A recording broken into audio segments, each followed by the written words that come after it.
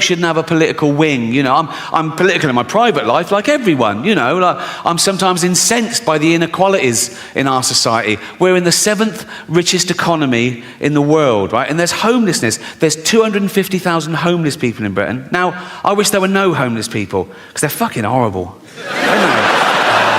You know? Oh yeah, right next to the fucking cash point, you cheeky cunt.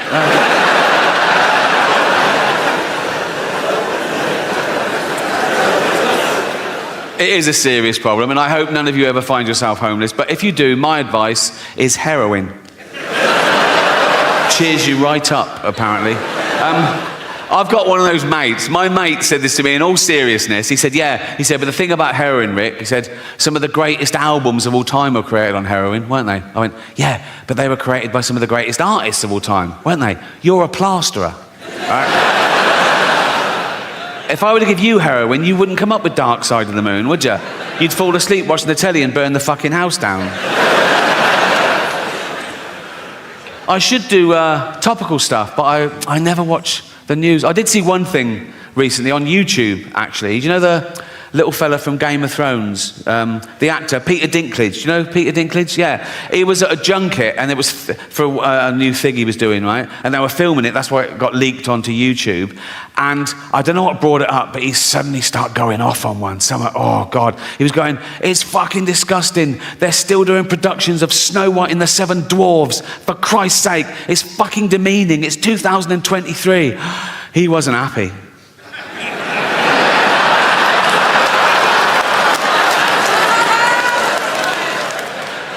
He was grumpy, wasn't he?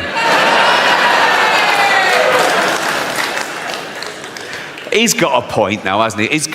Obviously he's got a point. But the thing is, it's all right for him, because he's a multi-millionaire Hollywood actor, and he's a great actor as well. He does Shakespeare and everything. A lot of dwarves in entertainment aren't that great. And so, dancing around Snow White for 3 weeks of the year, that is their like holy grail, and he's going to fuck it for them. If he takes that, what can they do? And he's not saying you should do Snow White and the Seven Dwarfs with normal size actors. You can't do that either. You get in trouble for that in Hollywood, or you can't take a dwarf's job or a disabled person's job. Like Eddie Redmayne got in trouble when he played Stephen Hawking in the biopic, The Life Story of Stephen Hawking, right? Won an Oscar for it, and that's when the backlash started. People going, no, it should be played by a real disabled creature, all this...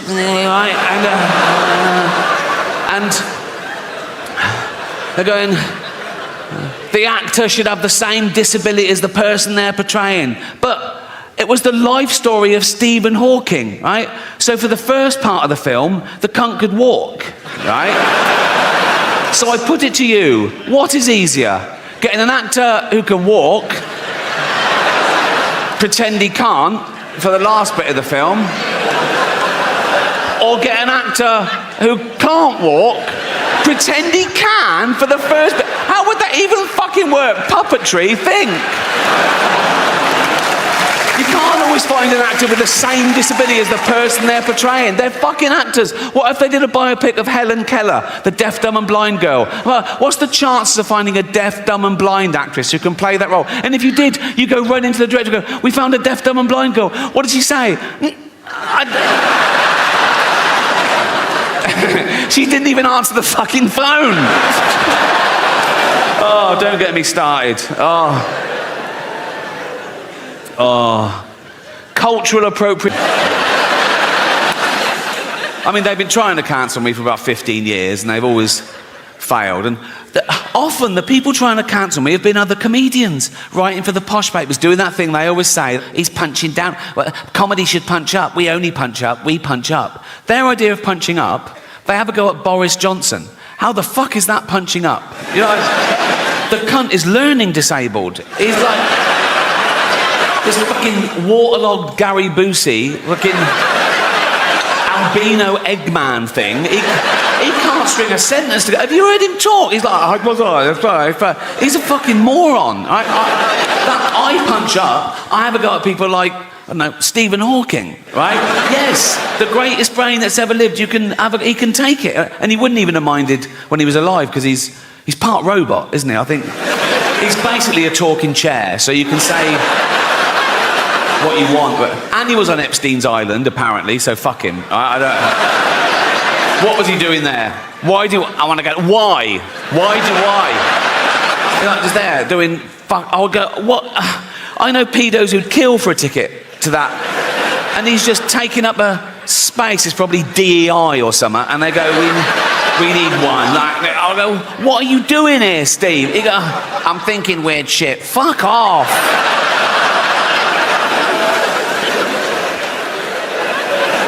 That is probably a hate crime. That is. It's a big buzzword at the moment. Because I was reading about the tough time dwarves have had through history. Like, in medieval times, they used to torture them and kill them. They used to put them in barrels with spikes and roll them down the hill for a laugh, right? And then in Victorian times, they'd stick them in the circus and make them do dangerous fucking things. And then as late as the 1980s, right, I remember colleges used to have events like dwarf throwing, where they were like darts on a thing, or dwarf bowling. And eventually someone said, what the fuck are we doing?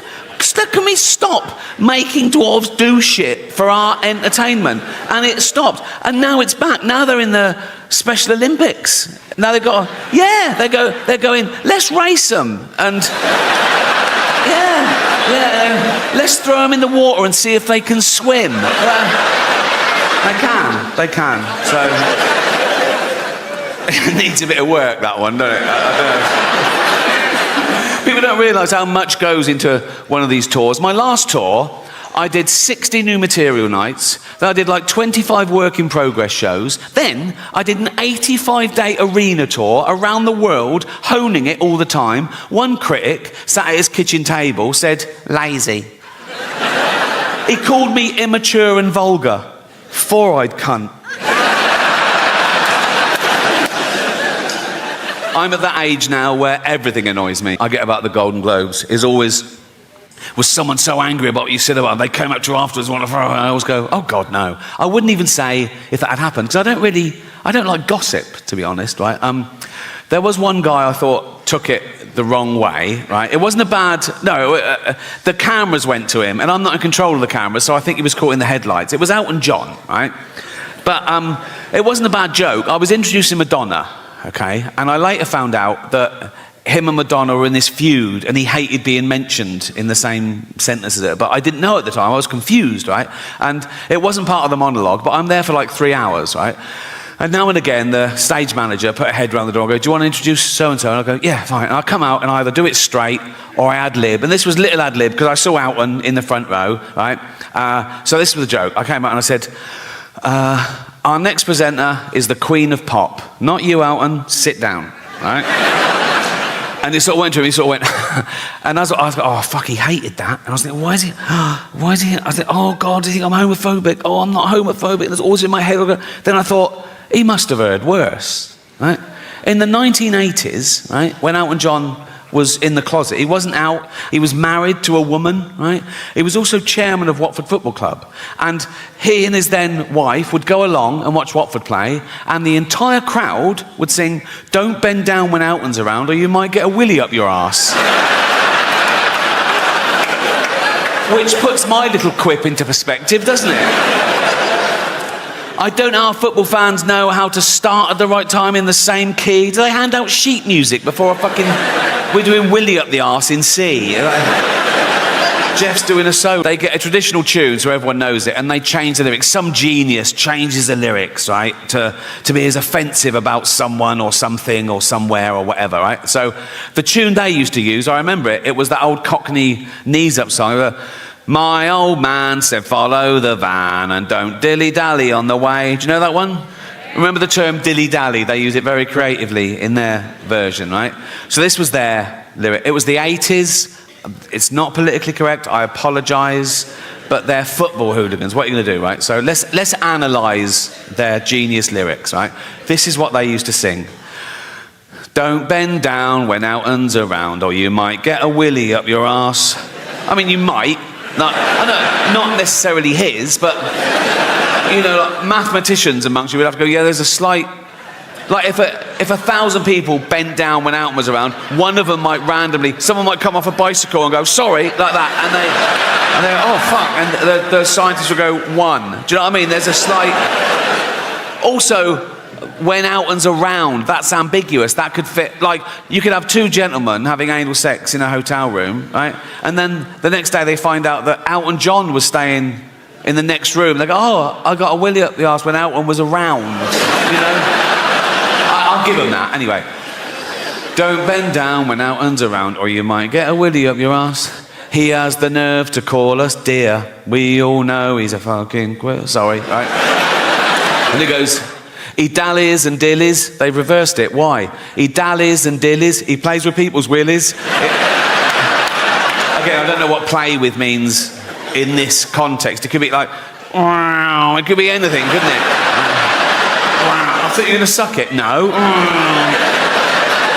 He dallies and dillies, he plays with people's willies, he's up every arse in town. I'd stop him there, I'd go, no, you know, that is provably false. He's not up every arse in town, is he? We can prove that. Right, take a small town, take Watford, 120,000 people. He is not up 120,000 arses, is it? I mean, half of them are women, so 60,000 tops, right? And I don't think he's been up 60,000. And if he has, good luck to him, but that's not my point. This is my point, right? What did his then wife think of that? Because he's in the closet, right? You know, and she's just married Elton John the Pop. She couldn't be, she's in love. She's so proud of him. Elton John, and he's chairman of Watford. She goes like, I'm married Elton John the Pop Star. I'm married to Elton John the Pop Star. And then the entire crowd sing, don't bend down when Elton's around or you might get a willy up your arse.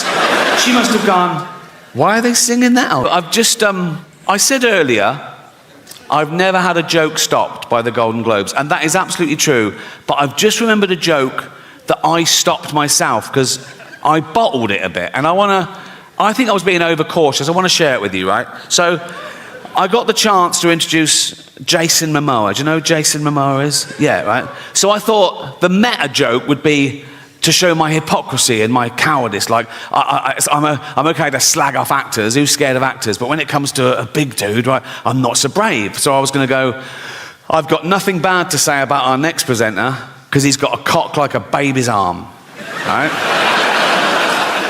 And I told my mate I was going to do that, and my mate went, do you think people think that's racist? I went, why is it racist? He went, well, because he's a person of colour. And I went, no, but it's nothing to do with that. It's to do with the fact that he's so big that he'd probably have a cock like a baby's arm, right?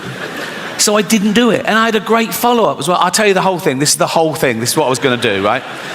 Right. So I'll go out and go, I've got nothing bad to say about our next presenter because he's got a cock like a baby's arm.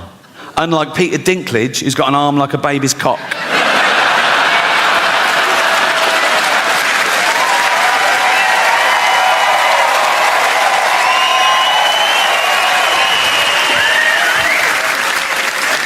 It's great to hear this sort of laughter again, because you probably don't notice it as much as comedians, but we've had a really weird 10 years where we're really second-guessing, going, is that okay? I don't know whether people could find anything offensive, but we pushed back and we won, so fuck them.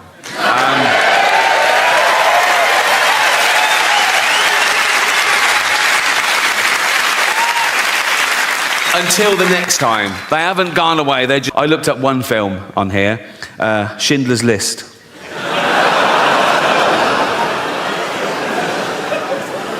Absolutely real. Schindler's List, doesthedogdie.com. Right. First question, does a dog die? No. Does a cat die? No. Are any animals abused?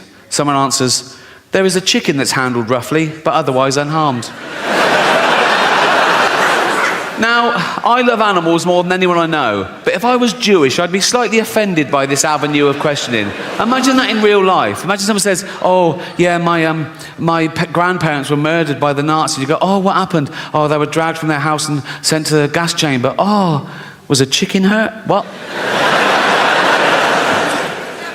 But as I say, it's become, you can ask any question about anything. Someone says, is there child abuse? Is teeth damaged? Is there a hanging? Does someone struggle to breathe? Yeah. Well, yeah, yes. Someone says, does someone fall downstairs? Who's scared of slapstick? It's like... Anyway, so this website was founded in 2010, so it's run about 13 years, right? And the later questions start reflecting the times we live in now, and they get more and more fragile and narcissistic. These questions were asked this year. Check it out, Schindler's List, right? Someone says, are there any fat jokes? And sometimes I just run around flushing them for a laugh, like that. Just so that in 40 years' time, Greta Thunberg has to shit out of a window.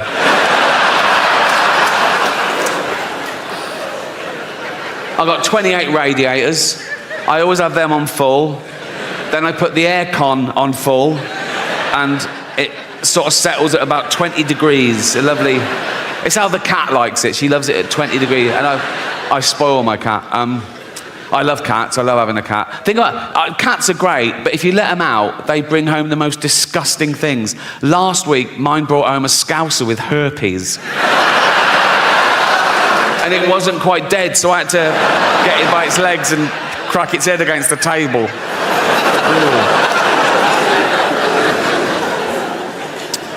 And who cares? If humanity was wiped out today, the Earth would return to a paradise in a few hundred years. If we lose bees, we're a desert forever. We're not that important.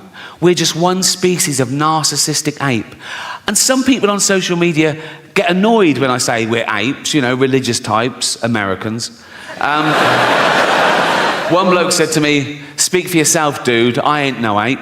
And I said back, well, you are, because we're all... I think the world's going to get harder and harder to understand as I get older and more bewildered. A new dogma arises in the name of progress. Now, dogma is never progressive, however new and trendy, but I think soon I'll be outnumbered. And it was only this year that I ordered my first item off Amazon.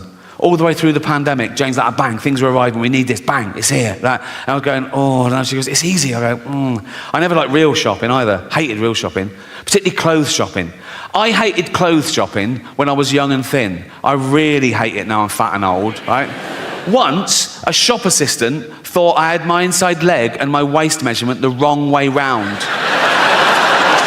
I could see her thinking, do you have an orangutan, sir? No, it's for me, you cheeky...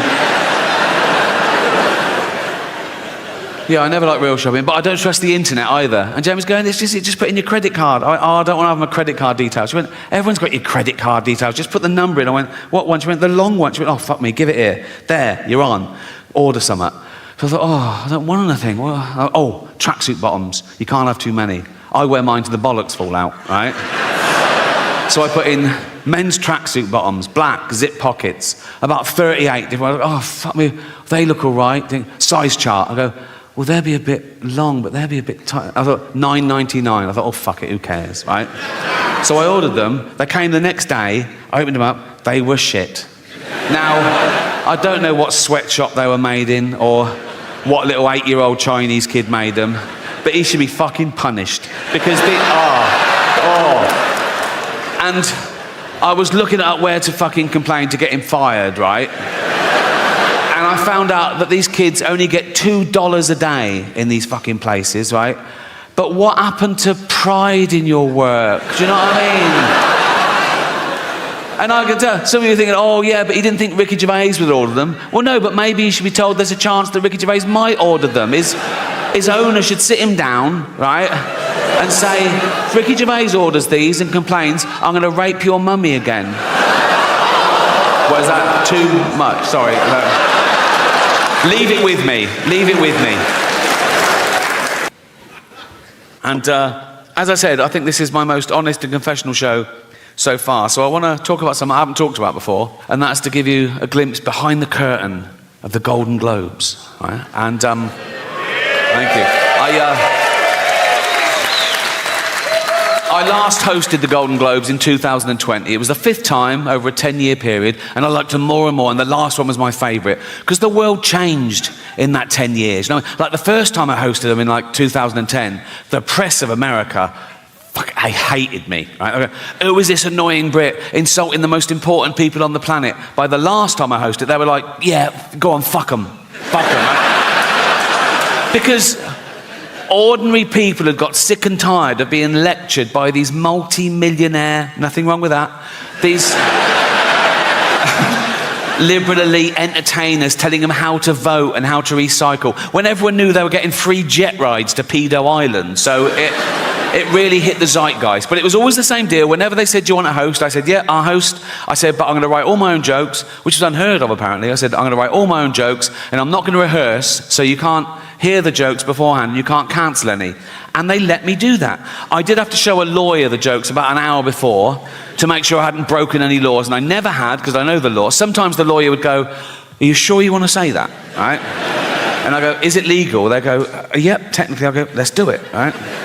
I've never had a joke stopped by the Golden Globes. That says something about them, to be fair, right? So, anyway, thank you.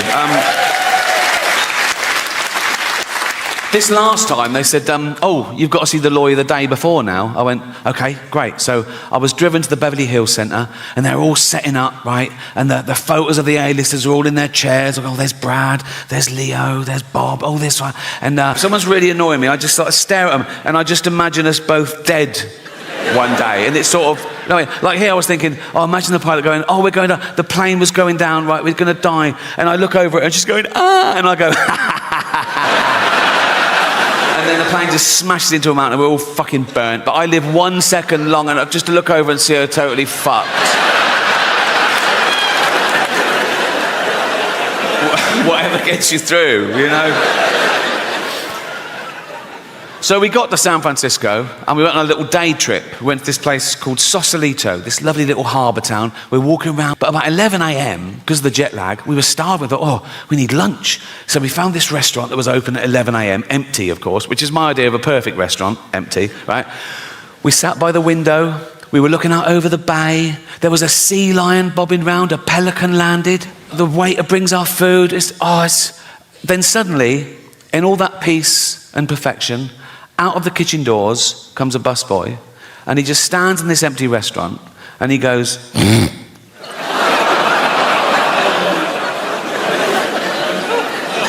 I looked at him, I looked at Jane. Jane didn't even look up. She just went, nothing we can do. So I'm all alone, right? And the sweat starts. I just get a sweat, right? I go, okay, he's going to do it again. He's going to do it again. Sure enough, I bang my fork against the plate, and I just look at him like that. And Jane goes, he doesn't know why you're staring at him. I go, I want him to know. I want him to go, you okay? I go, not really. You know, you keep doing that, right? Jane goes, for heaven's sake, he's a busboy. He's at work. Let's just eat and go. So meal ruined, right? And I wasn't allowed to do anything, right? So this is how I got through the last 10 minutes of that meal. It's absolutely true, right? I'm eating. Every time I went, cunt!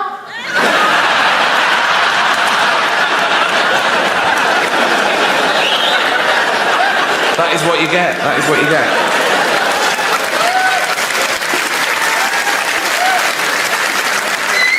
I did want this show to be... Here you go. I love illegal immigrants. Yeah, sue me now. Sometimes I go down to Dover for the day, right? And I look out, right? I look for a boat, and I see a dinghy with about 60 of them, and I go over here, like, right? And I pull them into shore, and I go, women and children first. They go, there are no women and children. Just you lads, is it? Just come on, lads. Come on, lads. If I go down there one day and there's no boat, I am absolutely fucking gutted. I just sort of wander into town, and I stand by the traffic lights, and I wait for a big lorry to pull up, right? And I look underneath, and there's a lad sort of clutching like that. And I go, where you headed? And he goes, Gary Lineker's house. I go, it's just down there.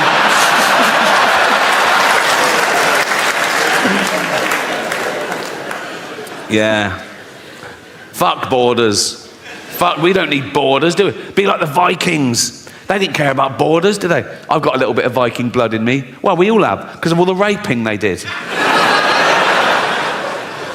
They say it was raping and pillaging, but I think it was mainly for the raping. I think they added the pillaging bit for the wives. I mean, they went down one day and went, right, we're off to Great Britain. Oh, why? Just a bit of pillaging. Just pillaging. Just pillaging, babe. All right. Why are you wearing your in society?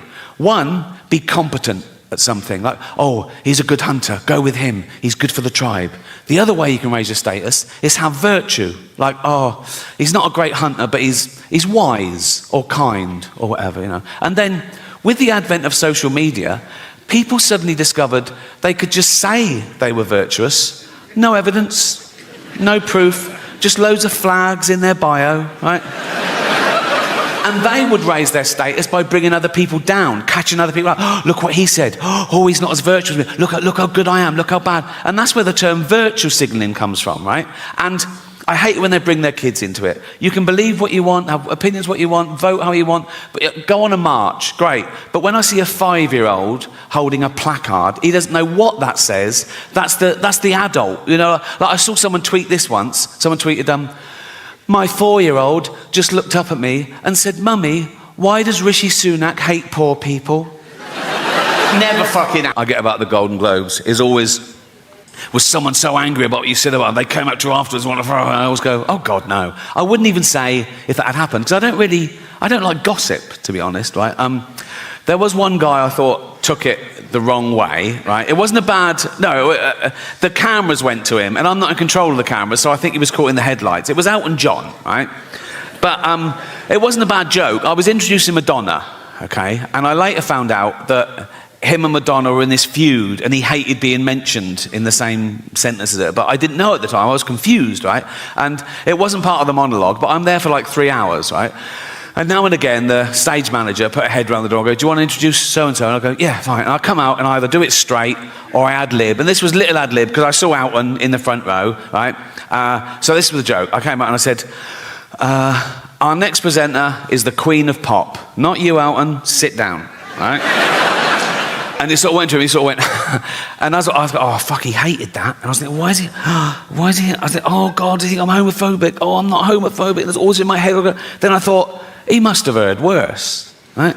In the 1980s, right, when Elton John was in the closet, he wasn't out, he was married to a woman, right? He was also chairman of Watford Football Club. And he and his then wife would go along and watch Watford play, and the entire crowd would sing, don't bend down when Elton's around or you might get a willy up your arse. Which puts my little quip into perspective, doesn't it? I don't know how football fans know how to start at the right time in the same key. Do they hand out sheet music before we're doing Willy up the arse in C? Jeff's doing a solo. They get a traditional tune so everyone knows it, and they change the lyrics. Some genius changes the lyrics, right, to be as offensive about someone or something or somewhere or whatever, right? So the tune they used to use, I remember it, it was that old Cockney knees up song. My old man said, follow the van and don't dilly-dally on the way. Do you know that one? Remember the term dilly-dally? They use it very creatively in their version, right? So this was their lyric. It was the 80s. It's not politically correct. I apologise. But they're football hooligans. What are you going to do, right? So let's analyse their genius lyrics, right? This is what they used to sing. Don't bend down when Elton's around or you might get a willy up your arse. I mean, you might. Not necessarily his, but, you know, like mathematicians amongst you would have to go, yeah, there's a slight... Like, if 1,000 people bent down when Elton was around, one of them might randomly... Someone might come off a bicycle and go, sorry, like that, and they go, oh, fuck, and the scientists will go, 1. Do you know what I mean? There's a slight... Also... When Elton's around, that's ambiguous. That could fit, like, you could have 2 gentlemen having anal sex in a hotel room, right? And then the next day they find out that Elton John was staying in the next room. They go, oh, I got a willy up the arse when Elton was around, you know? I'll give them that, anyway. Don't bend down when Elton's around or you might get a willy up your arse. He has the nerve to call us dear. We all know he's a fucking quitter. Sorry, right? And it goes... He dallies and dillies. They've reversed it. Why? He dallies and dillies. He plays with people's willies. Again, I don't know what play with means in this context. It could be like, wow. It could be anything, couldn't it? I thought you were going to suck it. No. He dallies and dillies. He plays with people's willies. He's up every arse in town. I'd stop him there. I'd go, no, you know, that is provably false. He's not up every arse in town, is he? We can prove that. Right, take a small town. Take Watford. 120,000 people. He is not up 120,000 arses, is it? I mean, half of them are women, so 60,000 tops, right? And I don't think he's been up 60,000. And if he has, good luck to him, but that's not my point. This is my point, right? what did his then wife think of that? Because he's in the closet, right? And she's just married Elton John the pop. She's in love. She's so proud of him. Elton John, and he's chairman of Watford. She goes like, I'm married Elton John the pop star. I'm married to Elton John the pop star. And then the entire crowd sing, don't bend down when Elton's around or you might get a willy up your arse. She must have gone, why are they singing that? So this show is called Armageddon, and it's all about how I think humanity might end, because there's a long list of possibilities, We're on a precipice, It could be anything from global warming, the rise of the pandemic, nuclear war, our own stupidity, basically. Because we are getting more stupid as a species, no doubt about that. You can now do a university degree course in Taylor Swift. How fucking low academically can you go? There's an institute in London called the School of Flower Arranging. I went past it, I couldn't believe it. School of Flower Arranging. I looked in and there's people having lectures. Flower arranging. My mum used to pick flowers every day from the garden, cut flowers, put them in vases around the house. At no point did anyone come round and go, what unqualified cunt did these?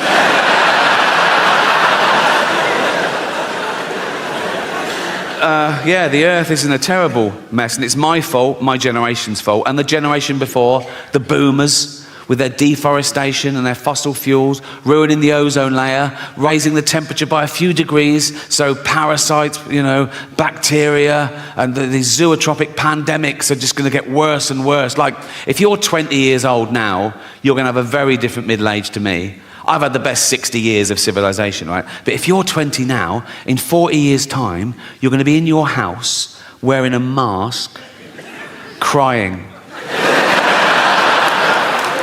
Like you do now over jokes.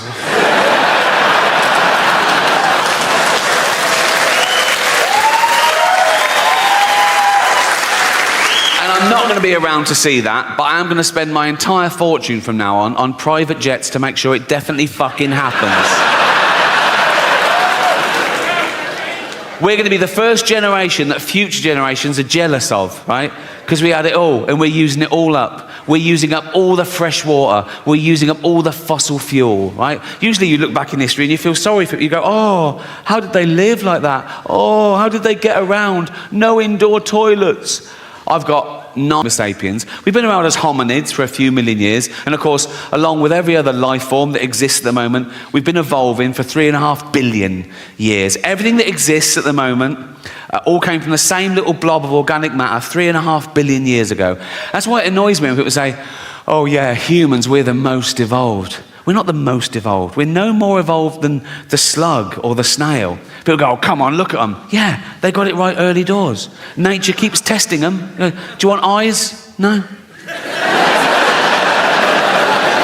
Not really. No. I have noticed one thing about the slug and the snail. Let's not split hairs, let's be honest. The snail is basically a slug with a shell on it, isn't it, right? But if you pull the shell off the snail, it starts giving it all, oh, I'm dying. And the slug is like, welcome to the real world, cunt. You know what I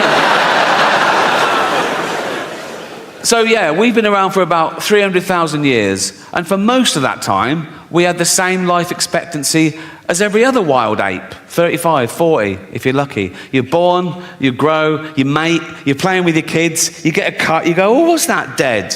Right? But now with antibiotics and medicine, we've pushed that forward. A child born today can expect to live to about 100. And scientists said soon that'll be 120. And science also said that in the near future, there's no reason with proper care and attention that human beings won't regularly live to 150 years old, which is amazing until you remember that we get a set number of brain cells, right? Which we only lose, you can't get them back. So in the future, there's going to be 15 billion people on the planet, half of them are going to be over 100, and they're all going to have Alzheimer's. It's going to be like Dawn of the Dead. It's going to be fucking horrible. My auntie died of Alzheimer's. I don't know how you die of Alzheimer's. She forgot to live. Right? And for the last couple of years, she was in her home, and my cousin, her only kid, used to visit her like once a week, and it got more and more depressing because soon she didn't recognise him, and then she didn't know who she was, and then she died.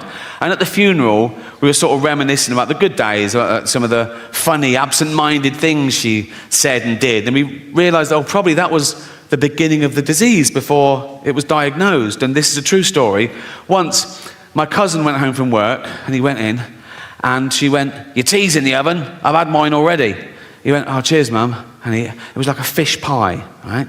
He ate the fish pie, and he went, "Oh, God." And he ran upstairs, vomited, went back down and went, "Mum, the fish is off. I've just been really sick." And she said, "Yeah, it made me really sick."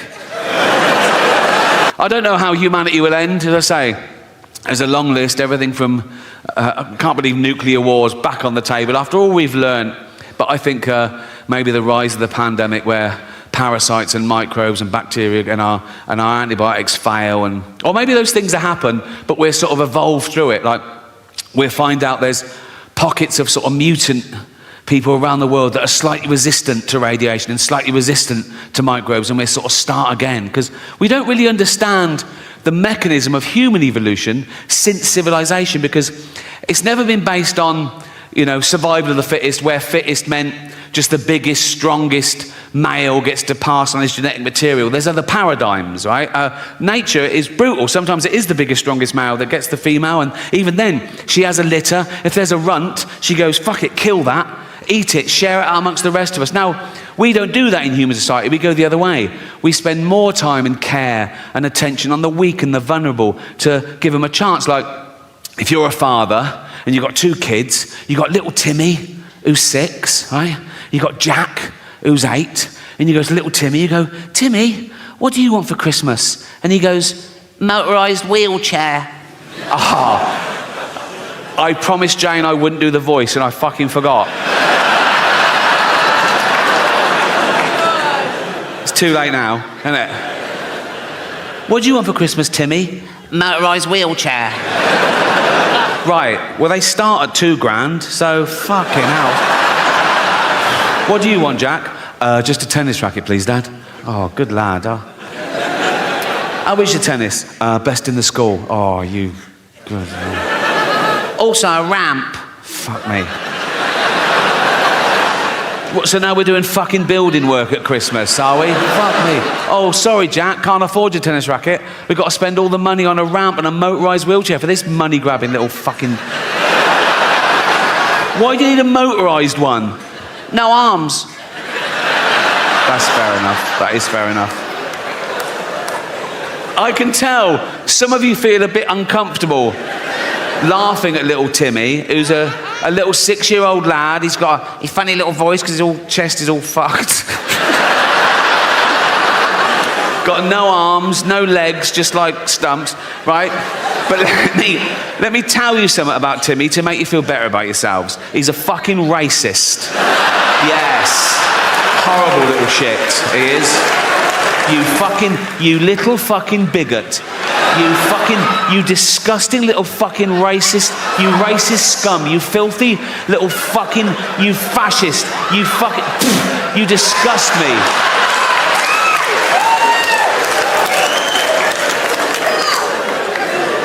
Homophobic? Yeah. He's like, "They're not like us." Nothing's like you disgusting little fucking, you prejudiced little piece of, you ball of hate, you disgusting little fucking racist homophobe. I wish we'd had a scan. You absolute,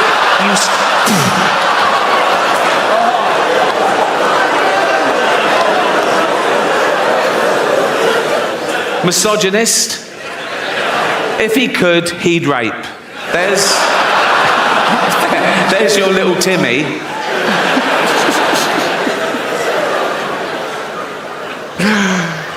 Some people don't think we evolved in the first. Harold Shipman knocking round. Do you know what I mean? Those of you too young to know who Harold Shipman is, right?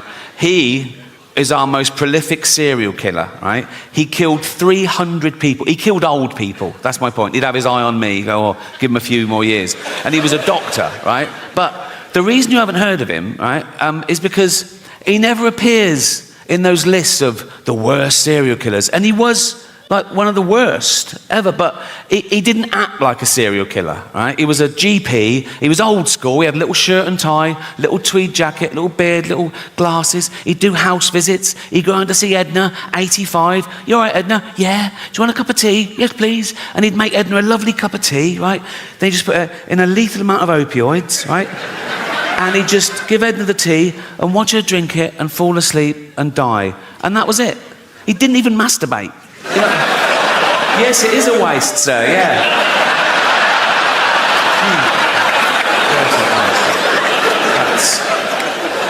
And they reckon he got the idea when he was a little lad, Harold Shipman, little Harold Shipman. He watched his mum dying of lung cancer, being given morphine, and somewhat triggered him. He thought, I'll grow up, become a doctor, and I'll do this. I don't know whether it means that he liked the way the morphine got his mum out of pain. So these were like mercy killings, like, you know, reliving the kindness, or the opposite. He was jealous of old people who lived longer than his mum should have, so he was punishing them. I don't know, doesn't matter. Actually, it does matter, because if you can really understand... I was doing an interview a while ago. I don't think the journalist liked me. He asked me this question. I thought it was rude, right? So I gave a fake answer, right? He said, so what have you got planned for your funeral? And I went, I want to be fed to the lions at London Zoo. He went, really? I went, yeah. I want the zookeeper to take up my big, fat, dead, naked, bloated body in a wheelbarrow, right? Just dump it in the lion's den, doof, like that. Loads of tourists going, is that the bloke from The Office? Like that, right? And then two big lions come out and just start eating me. And lions, they start with the soft bits of the body to get inside to the rib cage. So they'd probably get a testicle each, wouldn't they? Because that'd be the easiest of it. By then, my testicles would be about a yard apart, so that'd be easy. They just start eating towards me. Like Lady and the Tramp, really romantic. So I said that as a joke, but he totally believed me. So much so that when he was writing up the article, he called London Zoo and asked them if that would be allowed, and they said, no, of course not, right? So when the article came out, the headline was, London Zoo refused Ricky's request to be fed to lions. Like I'm a fucking psychopath. My point is, you can't worry about what happens after you die. I looked up one film on here, Schindler's List.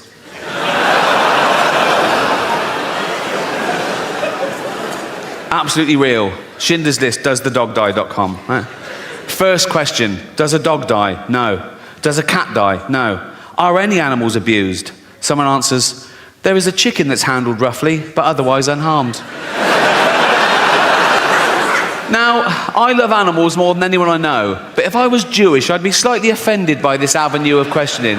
Imagine that in real life. Imagine someone says, oh, yeah, my grandparents were murdered by the Nazis. You go, oh, what happened? Oh, they were dragged from their house and sent to the gas chamber. Oh, was a chicken hurt? What? But as I say, it's become, you can ask any question about anything. Someone says, is there child abuse? Is teeth damaged? Is there a hanging? Does someone struggle to breathe? Yeah. Well, yeah, yes. Someone says, does someone fall downstairs? Who's scared of slapstick? It's like... Anyway, so this website was founded in 2010, so it's run about 13 years, right? And the later questions start reflecting the times we live in now, and they get more and more fragile and narcissistic. These questions were asked this year. Check it out, Schindler's List, right? Someone says, are there any fat jokes? Would that make this worse? Well, imagine the real thing. Imagine I'm in a concentration camp, right? I'm naked, everyone around me is naked. We've got a commandant herding us towards a gas chamber, and he goes, move it, fatty, right? And I go, rude.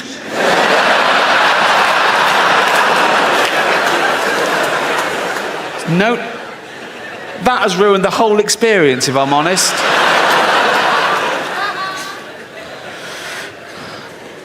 Someone asks, is there hate speech? Yeah, there is. Suck it up, buttercup. Are there any man in a dress jokes? Very few jokes. If you've come to this film for a giggle, you're going to be very disappointed. But this one takes the biscuit for me. Remember, this is a movie set in the 1940s about arguably the worst atrocity in civilized human history. Check this out. Is someone misgendered? Fucking hell. This is quite sweet. Is there any anti-Semitism? Yeah. This is pretty much the mother load, right? Forget Kanye. This is off the fucking charts. Don't do that when you're talking about this. Fuck's sake. I was doing the graph. I was doing like that. This is off the charts. That's. Wouldn't things have been different if that was Hitler's salute?